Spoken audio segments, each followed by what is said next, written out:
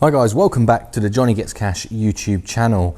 This is the latest episode where I'm doing my best to breathe fresh life back into this 2008 Jaguar X-type that I bought sight unseen in auction, and when I picked it up I was a little bit surprised quite how bad it was. If you haven't seen that first episode, I'll put a little link up now, go and check it out because it's a bit of a shocker, but as a quick refresh, this is what we're looking at. It's a 2008 2.2 diesel automatic X-type Sovereign, so it's a nice car. But it has not been looked after very well. You'll see that front bumper is completely destroyed and hanging off, and it's not in a good way at all. More surprisingly though, and this is really what got me, when I bought this car, the front wing not only is damaged, but you can see how much filler has been on there in the past. So that wing is just toast, it's scrap. Same with the driver's door. You can see this bit of damage here is actually more than 1/4 inch deep in filler. So again, the door is not worth saving, it's complete toast.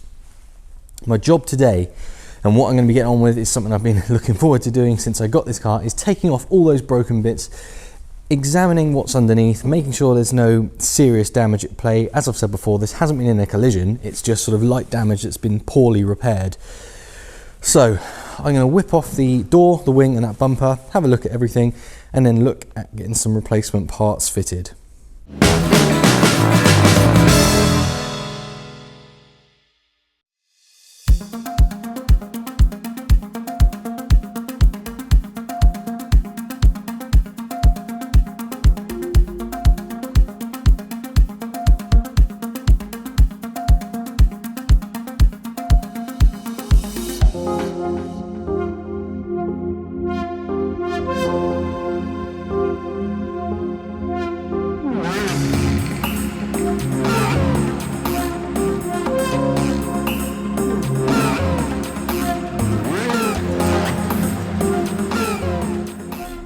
Okay, then that is all those old damaged bits stripped off the car.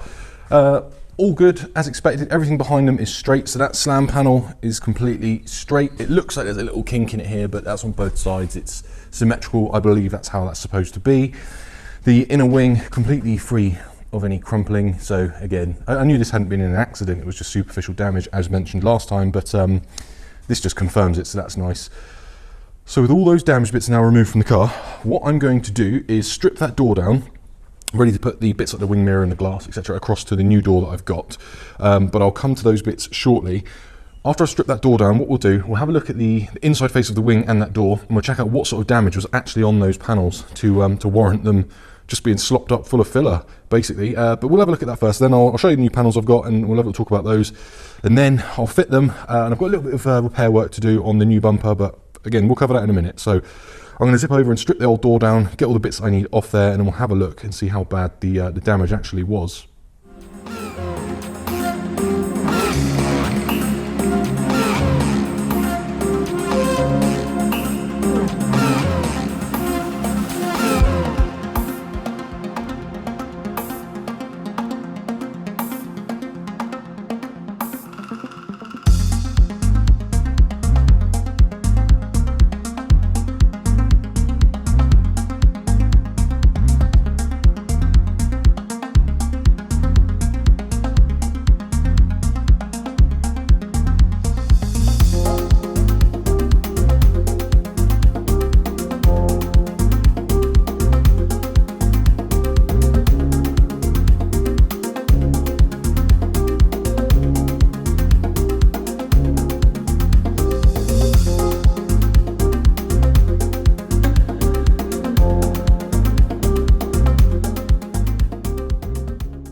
Okay, so as I've been stripping down the old door to move bits across to the new door, you will of course have noticed that the new door is already in the correct shade. When I knew I was going to have to change panels on this car, obviously I had the option of finding a breaker with the correct part but potentially the wrong colour. Door, wing and bumper of course, but well, I kind of thought to myself, if I can find a breaker with the correct colour X-type in for braking, it will save me a lot of work. Now, assuming the replacement parts are going to be in fair condition, it will be a straight swap. And that is where I came across a company called AutoReserve Jaguar spares. Now, I've been dealing with a guy down there called Mark, and he has been really, really helpful here. I looked through AutoReserve stock and I couldn't see anything in the right colour, but what I did notice on their Facebook is that Mark was building a race car out of an identical X-type to what I have here, so a chili red X-type estate. And I messaged Mark and said, look, I know you're building a race car, so you are going to need the door and a wing, but would you sell me your door, your wing and your bumper for my vehicle, and then you can put on some different colour stuff because I assume we would be painting your race car. Mark very kindly said yes, he would sell me those bits. And so a deal was done on a new door, a new wing and a front bumper. Now, the only problem I have is the front bumper, which is the correct colour, has some slight damage. It's a lot better than the one I've removed. So as you can see, the one I've removed is totally smashed and missing bits. The replacement one is sitting on the quad over there. I'll show you that shortly. But ultimately, a little bit of work needs doing on that replacement bumper, and I'll respray that anyway. However, the door and the wing that will be going on the X-type are perfect. Yes, they're used parts, so there might be some very, very small imperfections on them, but as you can see, it's totally straight, no dents, no dings, and then more importantly, no filler, like on the door I've taken off. So I'll get that replacement door out of the way. Then what I'd like to do is have a look at the door I've taken off and that wing, and I'll show you the damage from the inside out so we can see exactly what was being hidden by all this filler. Okay, so let's start by having a look at this wing. This, as a reminder, is the one I've removed. You can see the amount of filler that was in the front here. To give you an idea of how thick that filler is, if I can get under it, I'll see if I can remove some to show you. Right, there we are. I would say that's probably a good 4 or 5 mil thick, and I can see it's been done in a couple of layers, so very thick filler. Now, what is that actually hiding? The best way to show you that is to flip this wing over, and I'll see if I can highlight the damage for you. As I said before, the filler, I've done a magnet test on this, and the filler is kind of to about the peak of that arch. So, looking on the back side, you can see here what has happened. Well, hopefully you can see, it's obvious to me, hopefully the camera's picking it up. There is a long scratch / scrape down the wing. It starts right at the headlight and it comes all the way to the arch, and that is all the way there. So this wing has gone into a wall or an overhanging pavia or something and dragged all the way down from headlight to arch, and it looks like furthermore damage has been done, as I said before, to the top of that arch there. You can see rippling where clearly after the damage has been done, they've tried to hammer out the damage out as best they can all the way across here, and then obviously they filled what they couldn't hammer out because it was never going to be perfect. It's a real state. But this bit of paint you can see dribbling here, because of all the hammer work that's been done on the back of this wing, I assume the body shop or whoever did this didn't want the panel to rust, so they just covered it in. They had the chili red paint on site obviously, and they just chucked a bit of that on there to stop them rusting. But you can see pretty much from headlight to midway on the arch, this wing has been destroyed, dragged all the way down. I mean, that is some serious damage. So as I said before, I mean, putting filler into damage really isn't the right way of doing things. It's not my bag at all. That's your damaged area, and there was that big scrape there and all the way around here. However, saying that about not putting filler into damage, sometimes that's what the customer wants, and if a body shop is willing to work with them on it, that's up to them, I guess. But mentioned it before, whoever did this filler work and this paint match, you know, credit where it's due, they've done a really good job. If it hadn't been hit again and that filler hadn't flaked out, you just wouldn't have known. So that's the situation with the wing. Let's check out the door. Again, the door is full of filler. I will show you in the same position. So here is our door. As before, you can see the filler is very thick. Now this one I can actually get under. Wow. Oh wow, that is how thick the filler is there. Now that is getting on for ½ an inch thick. That is ridiculous.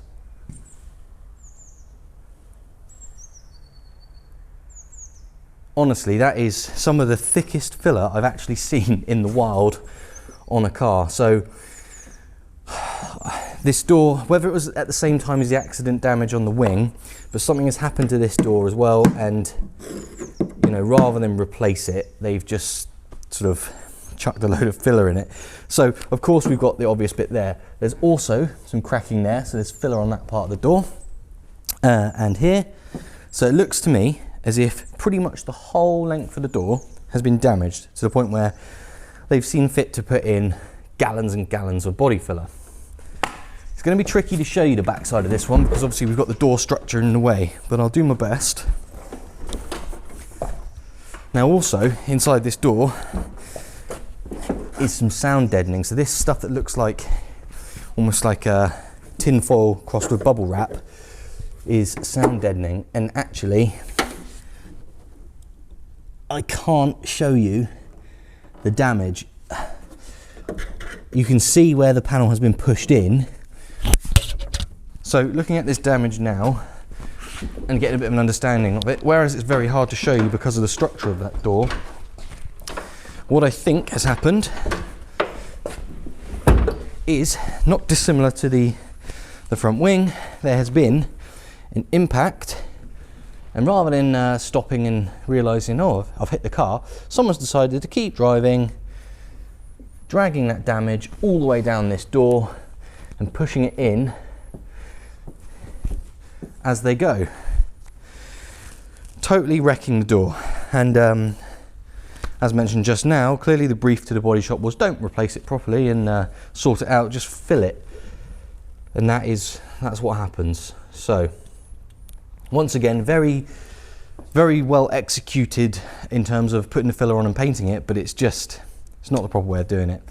So hopefully that gives you an idea of what I'm up against with this, the damage to these previous panels and why I've chosen to replace them, because there's just no getting those back. They're not going to be good again, are they? So that is why the wing and the door are fit for scrap, and I've chosen to replace them with quality used parts. So next up, let's take a look at the replacement bumper I'll be fitting to the Jag.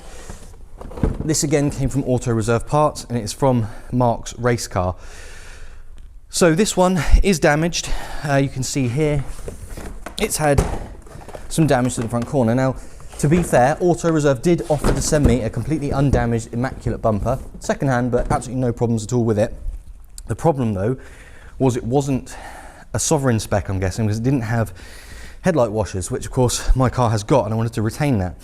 So being that I've got to repaint that rear bumper anyway, I thought to myself, it's not that much of an issue to fix and repaint the front bumper as well. So it's great that it is the right colour, but it's not vital in this case because I'm going to be repainting it, because clearly I have to fix it. The important thing about this bumper is that although it is damaged, nothing is missing. Like on the bumper I've taken off, there's a big chunk missing out of it. This one is just a case of doing a bit of plastic welding, sorting that all out, and making sure it doesn't split again. And just like that, the lights have gone off, so that must mean it's the end of the day. Anyway, that is what the replacement front bumper looks like at the moment, but I will be making it perfect. There won't be any damage. I mean, you can see here, there's some light damage on the underside, probably from a curb or something over time. It's the best of a bad bunch. It's going to do the job absolutely fine, and it's better than what was on there, so I'm happy. I can refit the door and the wing straight away. There's no repainting to be done on those, but the bumper will need a little bit of attention. So anyway, that's what I'm up against there, and hopefully you can get a bit of a feel of what I'm trying to do here. Now, I said AutoReserve provided these parts, and I've been dealing with a guy called Mark. He is building that race car out of an X-type, and it's actually a really, really interesting project. So what I'll do, if you're interested in checking that out, I'll put a link to Mark's channel in the description. It's worth having a look because the work that's gone into that Jag already is fascinating, and it's going to be a very, very cool car when it's done. So I'm going to put a link to that in the description. Go and check it out and give him a comment and let him know what you think. In the meantime, I'm going to crack on and do a bit more with regards to building the new door with all the bits I removed off the old one.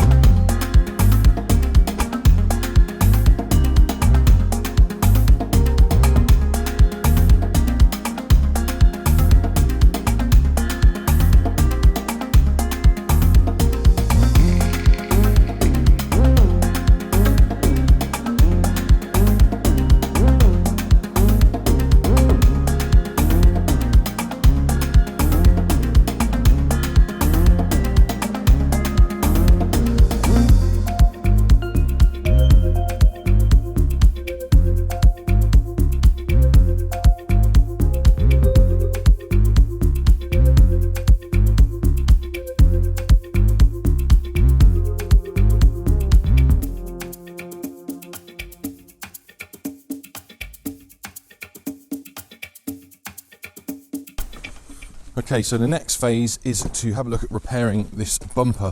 And obviously this has come from AutoReserve with all the bits still on it.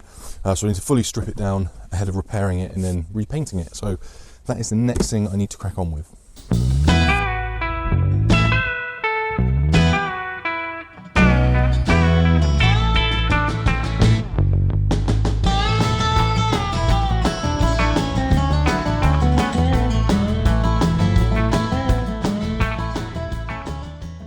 Okay, now that the bumper has been stripped and cleaned, I can start addressing this damage. Now, just to reiterate, I know it seems odd that I've bought a damaged bumper to fit on this car, but this damaged bumper is much better than the damaged bumper I had before, which had chunks missing. This is easy to fix. Also, it is the only facelift sovereign spec front bumper I could get, so it makes a lot of sense. Anyway, this damage here is what I need to sort. Now, this crack runs all the way through the parking sensor location and obviously right to the top of the bumper, and it's a pretty serious break. If you've been following this channel for a while, you will have seen this, this technique I'm about to show you before, but if you haven't, I'm going to talk you through it very quickly. I'm going to be using a plastic welder, which essentially heats up metal staples and allows me to embed those in the plastic, which will hold this crack together where it needs to be. Now, that in itself is not enough to repair this damage. That basically just holds everything in situation so I can do a couple more steps. So let's assume those staples are in and that crack is held together. What needs to happen on the surface of the crack? I need to groove out a valley. Imagine like a valley. I need to groove out a valley where the damage is so that any filler that goes in there has somewhere to sit and to bind to. So when we do come on to doing the bodywork, it'll be invisible. But in terms of structural repair, on the backside, as well as those embedded staples, obviously I said they get hot, they melt into the plastic, they're embedded in the plastic itself, and I use quite a number of them. But in addition to those, I'll also use some heavy duty fiberglass matting and resin. So obviously this gets scuffed up, the matting, the resin, everything will go on the back there. So the backside will be built up stronger than it was before. So in addition to those staples, it should hold really well. I've done this loads of times. As I said just now, you've probably seen me do it before on this channel, but it's a pretty easy thing to do when you've got the right tools. Now all this adhesive from the tape that was obviously on there when whoever damaged this bumper first damaged it, it's not going to come off easy, but I know it doesn't look great for the purposes of this video, but it really doesn't matter because as soon as the repair is done and I've cut that groove into the front of the damage, ready for filler, I'm going to have to buzz everything down anyway to get a key, so that'll all come off as and when. Now in addition to that actual broken bit of bumper, there isn't actually anything else to fix apart from scuffs and damage on the underside, so no cracking, etc. This is the real showpiece here. You'll notice I popped this parking sensor out and I haven't popped the others out, basically just because this crack runs through there and I want it out of the way to do a proper job. So anyway, enough said about the technique and what I'm going to be doing. I'm going to crack on now and start doing that repair. I'll time lapse this so it's a little bit easier to watch for you, and then I'll show you what it's like afterwards.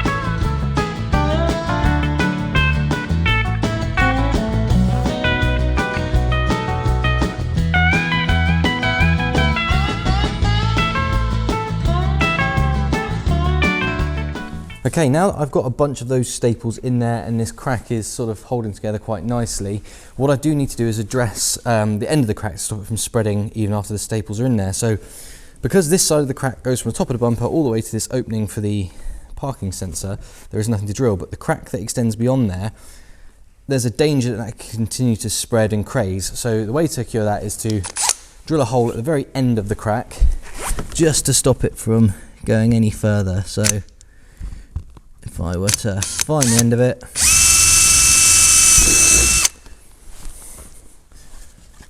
that will relieve any pressure causing that crack to spread. And of course that hole that I've just drilled will be getting fixed when I do the rest of the reparations to the front of this bumper. So anyway, now the staples are in, it's time to grind out a groove here where the two cracked faces meet.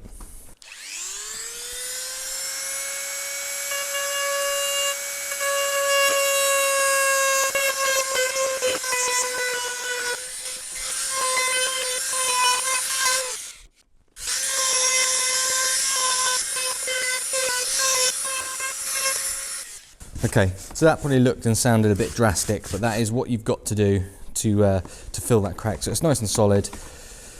What I'm going to do now is buzz it down a bit, get rid of some of this adhesive from this old tape, and then I can clean up this valley I've just created, and then I can move on to the inside face and making that actually strong rather than just pinned together.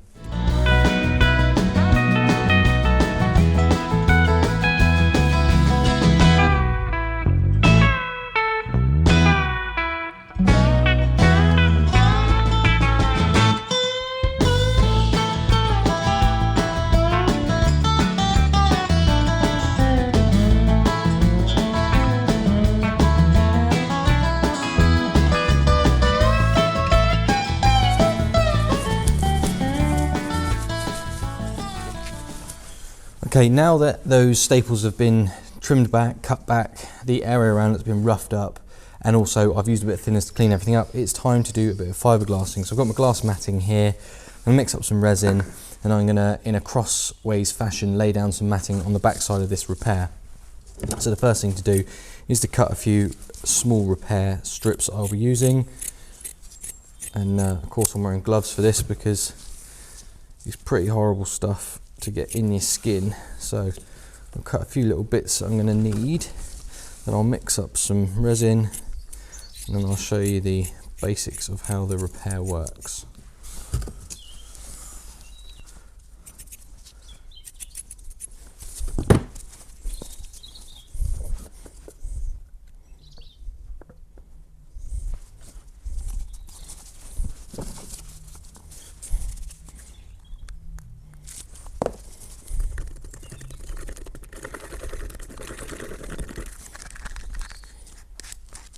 Okay, there's only a small amount of resin because I'll do this in batches, basically because I don't want the resin to go off before I have a chance to use it. So first things first, I'll paint a bit of resin on some of the areas I want to put some matting on.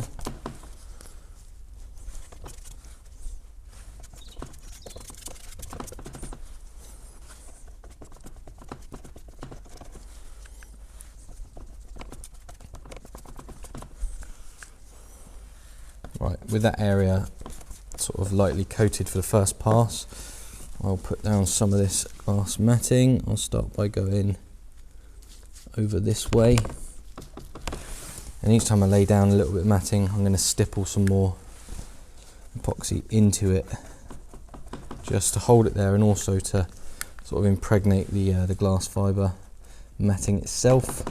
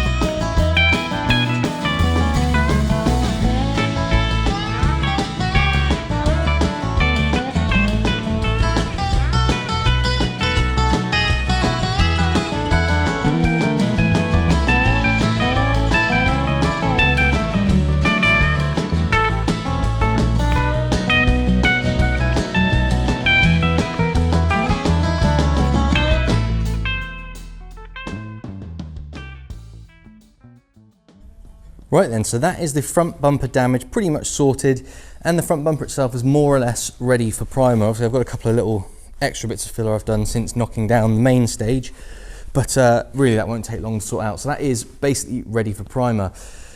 Before I can do that though, I'm going to sort this rear bumper out. Now, as I said to you before, I wasn't aware the rear bumper was as bad as it is. So it's that damage there on the offside. We've got some damage here, which is essentially lacquer peel, but has lost some base as well. Not too much on the near side. Just general light scratching on the face of it, where I guess people have been leaning in and out of the boot and rubbing against that bumper. Anyway, it looks as if that bumper's going to be a bit of a fiddle to remove, and as I don't actually have to change the bumper like I did on the front, I'm going to opt to do this the slightly old-fashioned way and repair and repaint the rear bumper in situ. So basically, rather than remove it, I'm going to clean everything up, sort out all the damage, mask up, prime and paint the rear bumper on the car. So I'll move on to sorting that out next, and then when that's ready and the primer is in the gun, I'll be able to do the front bumper on its stands and the rear bumper in situ. So the next phase basically is to tackle that rear bumper.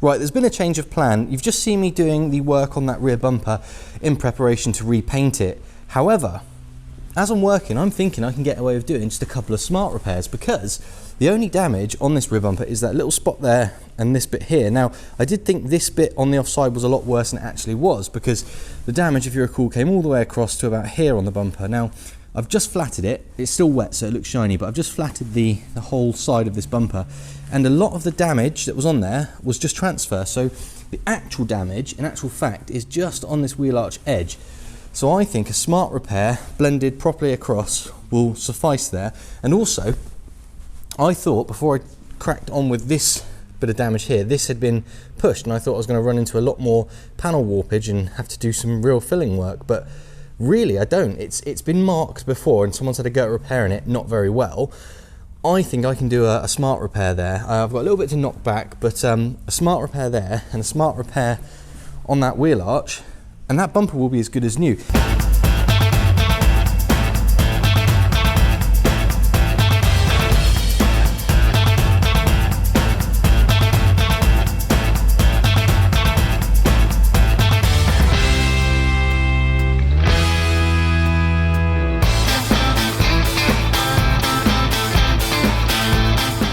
Okay, so that is the filler work done to that rear bumper, ready to be taken down. Of course, I need to wait for that micro filler to go off properly before I can do that.